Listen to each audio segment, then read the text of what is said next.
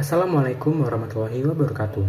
Perkenalkan, nama saya Rainendra Susaditya Firmansyah, mahasiswa program studi D3 Akuntansi di Politeknik Negeri Malang, PSDKU Kediri.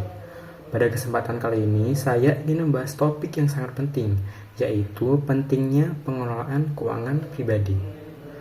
Adapun dibuatnya video ini adalah untuk memenuhi tugas mata kuliah komunikasi bisnis.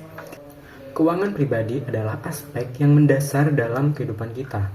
Tanpa pengelolaan yang baik, kita bisa terjebak dalam masalah finansial yang cukup serius. Seringkali, kita tidak menyadari bahwa kebiasaan buruk dalam mengelola keuangan bisa membuat kita kesulitan dalam memenuhi kebutuhan hidup sehari-hari. Bahkan untuk mencapai tujuan jangka panjang, seperti membeli rumah atau mempersiapkan dana pensiun. Langkah pertama dalam pengelolaan keuangan pribadi adalah membuat anggaran atau budgeting yang baik. Hal pertama yang perlu dilakukan adalah mencatat semua sumber pendapatan kita. Setelah itu, kita harus mencatat semua pengeluaran yang kita keluarkan setiap bulan. Dengan membuat anggaran ini, kita dapat lebih mudah memprioritaskan pengeluaran yang memang benar-benar dibutuhkan dan menghindari pengeluaran yang bersifat konsumtif. Misalnya, jika kita tahu bahwa kita menghabiskan banyak uang untuk makan di luar atau membeli barang-barang yang tidak penting, kita bisa mulai mengevaluasi dan mengurangi pengeluaran tersebut. Yang kedua adalah dengan memprioritaskan tabungan dan dana darurat. Banyak orang sering mengabaikan hal ini, padahal tabungan sangat penting untuk memenuhi kebutuhan mendesak, seperti biaya perawatan kesehatan atau perbaikan rumah.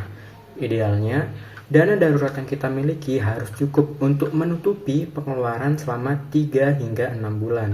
Selain dana darurat, menyisihkan uang untuk tabungan juga bisa membantu kita merencanakan tujuan finansial jangka panjang seperti membeli rumah, kendaraan, atau mempersiapkan dana pensiun. Dengan adanya tabungan ini, kita bisa menghindari utang yang semakin menambah beban finansial di masa depan. Namun, pengelolaan keuangan tidak hanya berhenti pada tabungan. Agar keuangan kita berkembang, kita juga perlu memikirkan untuk berinvestasi.